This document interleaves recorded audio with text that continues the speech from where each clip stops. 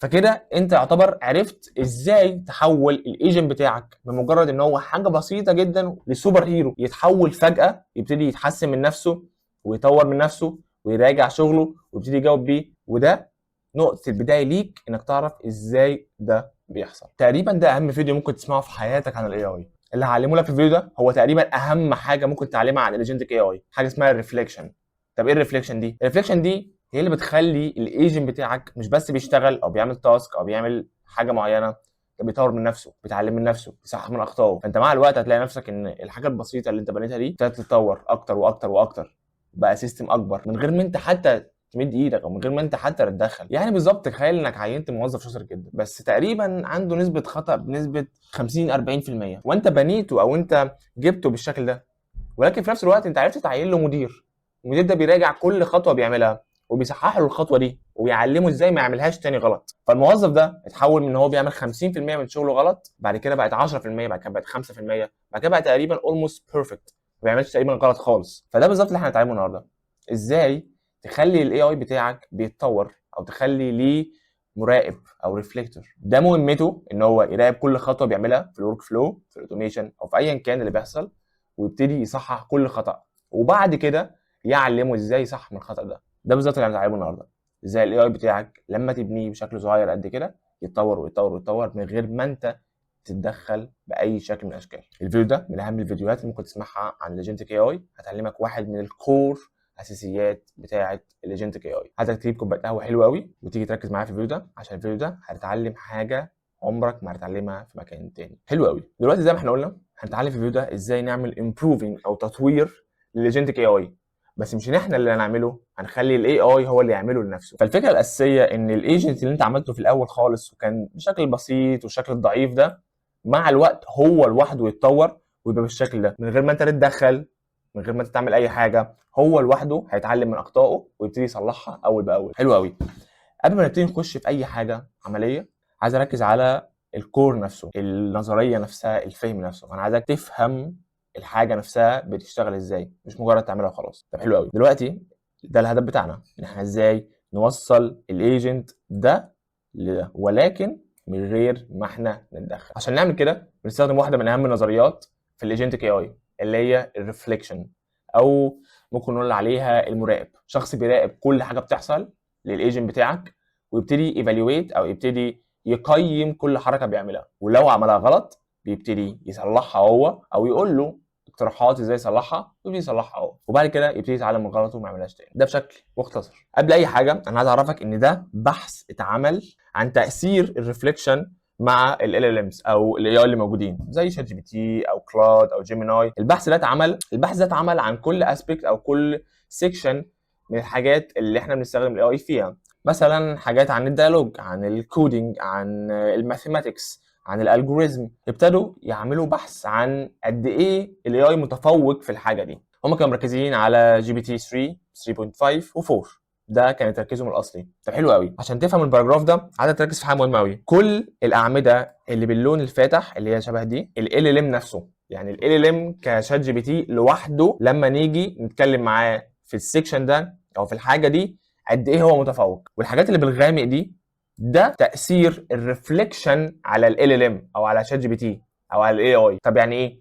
يعني مثلا تعال نقول ان ده سيكشن الكودينج. دلوقتي لما عملنا تيست لقينا ان مستوى جي بي تي او مستوى الاي اي بشكل عام في الكودينج قد كده، وبعد كده جربنا تاني نحط له ريفليكشن ونشوف هل ده هيأثر بشكل قد ايه، هيأثر بنسبه عامله ازاي، اكتر شويه شويتين. اللي احنا لاقيينه هنا ان هو تقريبا اكتر من ضعفين التاثير اللي بيعمله الاي اي او الكواليتي بتاعت الاي اي بتتحسن مع الريفليكشن. انا بس عايزك تستوعب الفكره. تعال نتخيل جي بي تي او شات جي بي تي او كلاود او جيميناي اللي انت شايفه عظيم ده، اللي انت شايفه يعرف يعمل اي حاجه في الدنيا. تعال تخيل ان في طريقه بتخليه مره او مرتين كمان احسن من مستواه. والفكره ان المره دي مش محتاجه منك انك تعمل اي حاجه، مش محتاجه منك انك تقعد تراقبه مثلا وتحسنه، لا، ده عباره عن سيستم او الجوريزم او طريقه تفكير في اللوجيك نفسها لما بتعملها بتخلي الاي اي، تخلي ال ام، تخلي اي حاجه انت بتستخدمها زي شات جي بي تي او كلاود او جيميناي مره او مرتين احسن من مستواه في الحاجه دي، اذا كانت بقى الكودينج او ماثيماتكس او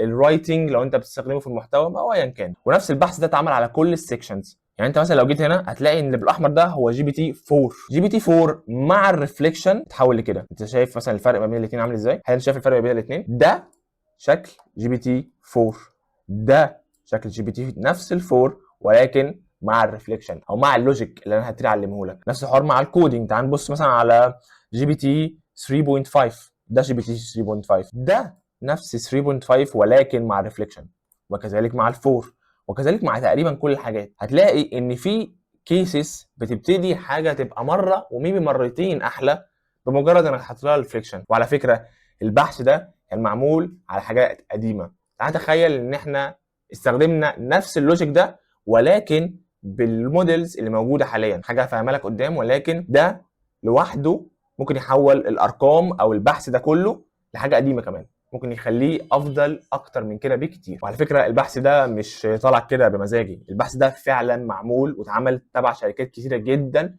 عشان يشوفوا اللوجيك ده او النظام ده او الفريم ورك ده قد ايه ممكن ياثر على الاي اي. طب حلو قوي، دلوقتي انت عرفت قد ايه التاثير اللي اللوجيك او النظام ده بيعمله او المراقب بالمعنى الاصح بيعمله. عشان تفهمه اكتر واكتر هعرفك فكره كده او لوجيك اسمه ايرور ريت. يعني ايه؟ يعني نسبه الخطا. تعال نقول ان كل اي اي بتتكلم معاه هو في نسبه 10% ان هو يغلط. تعال نقول مثلا ان انت بتتكلم مع شات جي بي تي وقلت له اعمل لي تاسك معين، فتقريبا هو عنده نسبه 10% ان هو يخطا. دي نسبه مش كبيره، دي حاجه صغيره. بس تعال نقول ان احنا خدنا الاوتبوت ده ودخلناه جوه اي اي تاني، فدلوقتي بقى عندنا اتنين اوتبوت. الاول اللي طلع بنسبه 10% خطا، فالتاني هيكون بنسبه 1% خطا. طب ليه؟ لان ال 10% الاولى هناخد منها 10% تاني نسبه خطا، فال 10% الكبيره دي هتحول ل 1%. طب تعالى نقول ان احنا برضو مش عايزين ال 1% دي، هنعمل ايه؟ فتعالى نقول ان احنا كررنا العمليه تاني وابتدينا ندخل الاوتبوت لاي اي تالت، فال 1% هناخد منها 10% اللي هي 0.1%، اللي هي 0.1%، وكذلك. انا عايزك بس تفهم اللوجيك نفسه، لانك لو فهمت اللوجيك بتاع الايرور ريت ونسبه الخطا اللي بتحصل مع الاي اي هتفهم تقريبا كور الموضوع، فاي حاجه تانية اشرحها هتبقى اسهل. فدلوقتي لو احنا ابتدينا ندخل كل اوتبوت يطلع لاي اي تاني يحلله ويطلع اوتبوت احسن منه، فهنبتدي بنحول نسبه الخطا لاقل واقل واقل. احنا بنقول مثال، على فكره في اي اي بيبقى نسبه الخطا بتاعه اعلى من كده بكتير في تاسكات مثلا معقده. يعني مثلا لو قلت الاي اي يعمل لك نوع معين من التاسكس ورا بعضيها 1 2 3، هتبتدي اصلا نسبه الخطا دي تعلى بكتير جدا. فلو انت شايف ان 10% اتس فاين وحلوه جدا، افهم ان ده الكور العادي اللي انت مثلا لو سالته سؤال ويرد عليك في نسبه خطا 10%. تعالى بقى لو حاجه كبيره جدا او حاجه لشركتك او بيزنس كبير وانت اصلا مخليه يعمل كذا تاسك ورا بعضيه، تخيل بقى لو كل تاسك فيه 10% خطا، نسبه كبيره جدا بعد كده بقى. فدي الفكره، الارقام دي مثاليه عشان تفهم بس الفكره. طب لو ده بقى صح، ليه انا ما افضلش اعمل كده؟ يعني مثلا انا لو شركه كبيره، ليه ما افضلش اخلي اي اي يسلم اي اي يسلم اي اي يسلم اي اي، افضل قاعد بص عليهم كده لحد ما توصل لنتيجه تقريبا اولموست 0% نسبه خطا؟ انت ممكن تعمل ده مش غلط على فكره، ولكن في شويه داون سايدز او في شويه عيوب لحاجه زي كده. طب ايه هي؟ شويه من العيوب اللي موجوده في فكره ان انت تبتدي تحط اي اي ورا اي اي ورا اي اي ورا اي اي. اول حاجه مور كوست. طب يعني ايه؟ يعني تكلفه اعلى. ده بسبب ايه؟ بسبب ان انت لو بتدفع مصاريف مثلا في التوكنز وبتشتري عدد معين من التوكنز، فتخيل ان انت عشان تطلع اوتبوت واحد كنت بتصرف 100 توكن مثلا، دلوقتي انت هتحط 3 اي اي، فدلوقتي ال 100 دي اتحولت ل 300 توكن. وعلى فكره مفيش حاجه اسمها 300 توكن اصلا، احنا اصلا عشان نطلع اوتبوت واحد ممكن نستخدم الاف التوكنز، فتخيل بقى الالاف دي ضربتها في 3، فتقريبا الكريدت بتاعتك هتخلص اسرع، التوكنز هتخلص اسرع، فالكوست اللي عليك عشان تعمل سيستم معين هتكون اكبر بكتير. تاني حاجه هي السلور بروسيس. يعني مثلا لو انت هتعمل كاستمر سبورت ايجنت او شات بوت بسيط مثلا وعايز يرد بسرعه، هل انسب طريقه انك تخلي الاوتبوت يطلع على 3 او 4 اي اي؟ طبعا لا. ليه؟ لان ده معناه ان لو كان هيرد في ثانيه فهيرد في 4 ثواني وميبي 5 ثواني كمان، فدي بروسيس اعلى بكتير. فمعنى كده ان البروسيس او المسافه ما بين الانبوت والاوتبوت بتبتدي تكبر اكتر واكتر، لان في اكتر من اي اي بيبتدي يعمل الوريت او يبتدي يعمل واتشنج او يبتدي يحلل الكلام ده كل شويه، فده يعتبر 4 مرات نسبه الوقت اللي كان هياخدها الاي اي العادي اللي انت كنت هتستخدمه. فطبعا دي مشكله ثانيه. وحاجه ثالثه ومهمه قوي ولكن دي للسيستمز الاكبر او الاوتوميشنز الاكبر او يعني السوفت وير اللي يكون اكبر من كده بكتير. الفكره انه لو انت في سيستم ماشي عباره عن ستيبس، وخطوه بتسلم خطوه، بعد كده بتسلم خطوه، بعد كده بتسلم خطوه، او حتى اوتوميشن، او حتى تاسك معينه، او ايا كان، ففكره ان انت تبتدي تطول عدد البروسيس بتاعك ده معناه انه لو خطا واحد حصل هيبتدي السيستم كله يبروك، السيستم كله هيقع. طبيعي لو انت مثلا بتعمل ابلود لصوره، بعد كده الاي اي بيحللها، بعد كده بيكتب برومبت، بعد كده بيسلم البرومبت ده لاي اي جنريتور عشان يعمل اي اي، بعد كده بياخد الصوره اللي طلعت دي ويوديها للشيت مثلا او درايف. فدول 5 خطوات، لو خطوه منهم فشلت كل ده هيقع. يعني مثلا لو الابلود حصل غلط ده هيقع، لو التسليم حصل غلط هيقع، لو البرومبت ما اتكتبش مثلا او حصل فيه ايرور هيقع، لو اي اي جنريتور ما طلعش الصوره او عمل ايرور، او التايم بتاعه كان او اكتر، او عمل تايم اوت، او ايا كان، هيعمل ايرور. فدي الفكره. يعني لو انت عامل سيستم كبير قوي ممكن عادي جدا واحد من الاربعه اي اي دول يعمل فيل، يعمل تايم اوت مثلا، ممكن يقعد يفكر في البروسيس او في الاوتبوت ده بشكل كبير قوي فيعمل تايم اوت، فخلاص يقع الاي بي اي بتاعك، او يقع الكول اللي انت كنت عامله، فالسيستم كله هيقع. فدي الفكره. طبعا لو انت عملت سوفت ويرز كتير قوي او عملت بروجرامز كتير قوي هتفهم ان احنا بنحل المشكله دي بحاجه اسمها فول باك. يعني لو المشكله دي حصلت او في مصيبه حصلت هنا، ايه اللي يستلم من تحتيها وايه اللي يستلم من تحتيها، عشان ايا كان اللي هيحصل في 3 4 اوبشنز تقريبا لازم يحصلوا عشان السيستم ما يقعش. السيستم لازم يكمل حتى لو طلع لك ايرور مسج زي مثلا عذرا ما عرفناش نعمل الحاجه دي، ستيل ده حاجه اسمها فول باك ايرور. فدول تقريبا حاجات بسيطه من العيوب اللي انت تعمل فيها سيستم زي ده، لانه مفيش حاجه في الدنيا هي عباره عن كلها ورود ما فيهاش مشاكل. حلو قوي. في حاجه اخيره عايز اكلمك فيها. دلوقتي احنا قلنا مميزات الحاجه وقلنا عيوب الحاجه، ازاي بقى تعرف تختار ما بينهم؟ اقول لك انا، لما بتبتدي تبني بزنس او تبتدي تبني سيستم، زي مثلا تعالى اقول لك يا سيدي بشكل شخصي، لما ابتدي ابني سيستم او ابتدي اتكلم مع كلاينت واتفق معاه على ان ازاي السيستم هيمشي او الاستراكشر هيكون عامل ازاي عشان يفهم كل حاجه بتحصل ازاي، لان ما ينفعش تسلمه سيستم بمجرد ان انت تقول له اوكي انت عايز تعمل كذا انا هعمل لك سيستم بيعمل كذا. لازم تفهمه شويه، لازم تعرفه الاستراكشر نفسه ماشي ازاي، الماشين اللي انت اديها دي شغاله ازاي من جوه. بنختار البروسيس او بنختار قد ايه هنعمل الفريم ورك ده على حسب نوع المشروع نفسه. يعني تعالى مثلا نتخيل ان انت هتعمل بيرسونال اسيستنت بياخد شويه معلومات من الداتا او ياخد شويه معلومات من اي مكان عندك في البيزنس، ويبتدي يعمل لك عليها بريف ويبعتها لك مثلا كل يوم الصبح ويبعتها لك على الموبايل. دلوقتي سيستم زي ده مش محتاج ان احنا نحط ريفليكشنز او محتاجين ان احنا نحط الوريشنز او محتاجين ان احنا نحط مشرفين كتير على الاوتبوت. ما اعتقدش. ليه؟ لانه عادي جدا ممكن يغلط غلطه بسيطه جدا بنسبه 10 20% ومش هتاثر معاك في حاجه، لانه عباره عن حاجه شخصيه ليك انت، مش بتاثر على البيزنس، مش بتاثر على الشركه، مش بتاثر على اي عميل. دي حاجه بسيطه جدا. فدلوقتي احنا مش محتاجين 4 5 اي اي مثلا ورا بعض، مثلا واحد او ميبي 2 بكتير قوي از ريفليكتور او از مشرف يبتدي يشرف على الكلام ده. اتس فاين، اتس بيرفكت. ولكن تعال مثلا نقول ان احنا بانيين سيستم بيراجع ملفات مهمه قوي، مثلا بيراجع مثلا عقود لشركه، او بيراجع ملفات بتتخزن عشان تتبعت لكلاينت معين، او مثلا انت عامل اي اي بيبتدي يبعت ايميلات معينه قوي باسم الشركه وباسم العميل اللي انت بتكلمه. فطبعا دي حاجه مهمه جدا، لان لو الاسم اتكتب غلط انت خسرت العميل اصلا. ففي حاله زي دي انت مش تفرق معاك قد ايه البروسيس اطول، او قد ايه الكوست اعلى شويه، او قد ايه كل الحاجات دي ممكن تحصل. انت اللي بيفرق معاك ان النتيجه النهائيه تبقى باكتر شكل ممكن اقرب للزيرو او اقرب للبيرفكت. فطبعا لا، انت بتبتدي تحط ماتش مور ريفليكشنز وماتش مور او بتحط اكتر واكتر كومبلكس ستراكشر او ستراكشر معقد اكتر واكتر. ليه؟ لان انت محتاج ان الاوتبوت يطلع اولموست بيرفكت. طب حلو قوي. دلوقتي انا شرحت لك شويه حاجات بسيطه كده عن الايرور وعن الفكره وعن ليه اصلا هنستخدمها وعن قد ايه بتحسن وامتى نستخدمها وايه عيوبها. تعالى بقى اكلمك عن اخر حاجه بسيطه قوي كده هتفهمك الفكره بشكل اكتر واحسن. ده يعتبر الشكل العملي اكتر للفكره. اللي بيحصل ان انت بتيجي تقول له write me an email، يعني انت بتقول له اكتب لي ايميل.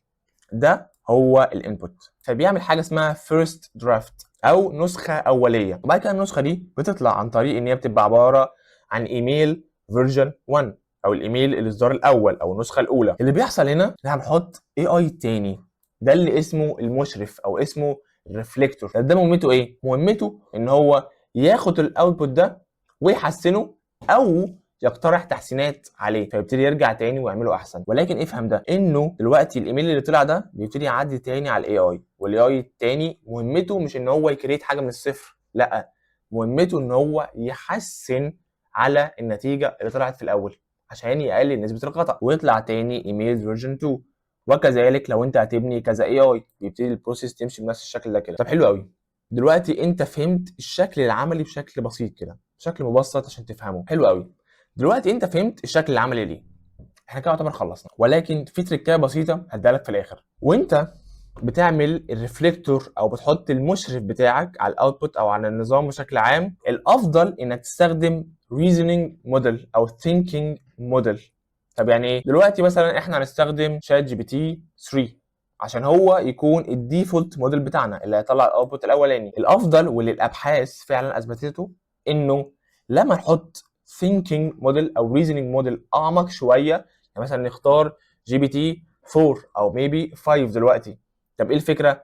الفكره ان هو عنده تفكير اعمق في المشكله وتفكير اعمق في الحاجه، فمش بس هو هيكريت لك حاجه من الصفر، لا هو كمان هيراجع لك اللي حصل من الاول ويبتدي يحسنه. فلما بصينا على الموضوع لقينا ان انت تحط thinking او reasoning model as a reflector او as a مشرف بتدي نتائج بيرفكت. انت ممكن تحط على فكره نفس الموديل ده هو هنا مش هتفرق كتير، ولكن وبرضه يطلع لك على فكره نتيجه احسن. ولكن مع التجربه خد مني التركايه دي، لما تحط thinking او reasoning model هو الريفلكتور او هو المشرف. وطبعا مش هينفع تسيبه كده، لازم تديله تعليمات. فهم تقريبا اشهر 3 انواع من التعليمات اللي انت بتديها له هم 3. اول حاجه find bugs، يعني ان هو يلاقي المشاكل، ما بيصلحش حاجه اهو، بيلاقي المشاكل. وده تقريبا بنستخدمه اكتر في الكودينج ايجنت. لما انت بتيجي تعمل كودينج ايجنت بتبتدي تحط ريفلكتور يراقب بس المشاكل اللي بتحصل. وتاني حاجه ان هو يسجست improvements، يعني ايه؟ يبتدي يقترح تحسينات. تاني، يقترح تحسينات، هو ما بيحسنش حاجه بايده، هو بس بيراقب اللي بيحصل او بيراقب الاوتبوت او النتيجه اللي طلعت ويقترح تحسينات بس. ويبتدي التحسينات دي تتبعت مع الاوتبوت الاولاني تاني للايجنت، ويبتدي الايجنت يصلح التحسينات دي. يعني مثلا لو في ايجنت عندك بيعمل ويب سايت، هتحط له واحد تاني يراقب الشكل بتاع الويب سايت يكون احلى في الفيجوالز او يكون بيفهم اشكال احسن، ويبتدي هو عمره ما يصلح لانه هو بس يا دوبك عنده عين حلوه او عنده نظره حلوه او عنده تيست حلو، لكن ما بيعرفش يكود. فكل اللي هو يعمله يقول له لا لا لا صلح لي اللون ده، خلي فيه لون متغير هنا، خلي البوتن ده او خلي ضغط الزرار دي احلى، خلي فيه انيميشن هنا. هو ما بيصلحش اي حاجه، هو بس بيقترح تحسينات. وعلى فكره اللي ما يعرفش انه من افضل حاجات في البرومبتنج انك تحط اقتراحات وتخليه مور ديتيلز. يعني مثلا لو انت جيت الاي اي وقلت له خليه الويب سايت ده احلى، ده ملوش اي معنى في الدنيا. ولكن لما تقول له اوكي خليه اللون ده كذا والزرار ده بيعمل كذا والانيميشن ده عامل كذا، تبتدي تحول الزيرو برومبت بتاعك لوان شوت برومبت وتو شوت برومبت، او يعني من الاخر تبتدي تديله فهم اكتر عن التصليحات اللي يعملها. فالاوتبوت بيبقى احلى مليون مره، ثق فيا. لما تيجي تقترح حاجه على الاي اي ما تقولوش اعمل لي كذا او خليها احسن او خليها اسرع، لا، قول له اعمل كذا كذا كذا فهتبقى اسرع. ولو انت ما عندكش العلم انك تعمل ده، ده اللي بيحصل هنا المشرف بيعمله، لان المشرف عنده العلم ان ازاي ده يحصل، ازاي يخلي الموقع اسرع، ازاي يخلي السوفت وير اسرع، ازاي يخلي الايميل احسن. فانت مش محتاج اصلا ان انت تفكر ازاي تخليه احسن. فاللي انت بتعمله انت بتجيب اي اي تاني يكلم الاي اي الاولاني يقول له ازاي تتطور، ويبتدي يمشي معاه خطوه بخطوه عشان يطبق التطوير ده. وبعد كده الاي اي الاولاني بيبتدي هو لوحده اصلا بيتطور. فكل العمليه دي انت ما بتتدخلش فيها اطلاقا. واخر وثالث حاجه improve output itself. طب يعني ايه؟ يعني انت بتحط موديل مش بس يبتدي يقترح تعديلات او يشوف اصلا الاخطاء عامله ازاي، لا، هو يصلحها بنفسه. يعني انت لو بعت ايميل وطلع نسخه اولى تخليه هو اللي يعمل النسخه الثانيه بنفسه، ما يرجعش تاني للاي اي الاولاني. لو انت عايز تخش مور ان ديبس مثلا. فدول الثلاث حالات. وكده كده ده يعتبر هو نقطه البدايه اللي هبتدي اعلمكم ازاي اصلا ده من اعظم الفريم وركس واللوجيك والثينكينج اللي ممكن تستخدمها وانت بتعمل ايجنتك اي اي. فبعد كده في الفيديوهات اللي جايه هعرفك ازاي تبني السيستم ده عشان يكون مخصص ان هو يفايند باجز او يلاقي العيوب، ومخصص ان هو يقترح التحسينات، ومخصص ان هو يعملها بنفسه، وازاي اصلا تبنيه، وازاي تكتب البرومبت بتاعه، وازاي تعمل الاستراكشر بتاعه. وكل الحاجات دي هيبقى ليها كل واحد فيهم هيبقى ليه فيديو لوحده تقريبا. ولكن ده يعتبر نقطه البدايه بتاعتك عشان تفهم ان في حاجه اصلا في الحياه اسمها ريفليكشن، وتقريبا واحده من اعظم الحاجات اللي ممكن تتعلمها. وده على فكره مش بكلامي، ده بكلام واحد من اهم الكورسات اللي ممكن تاخدها في الجينتك اي اي اللي مديها اصلا هو اندرو، اللي هو يعتبر الاب الروحي للاي اي.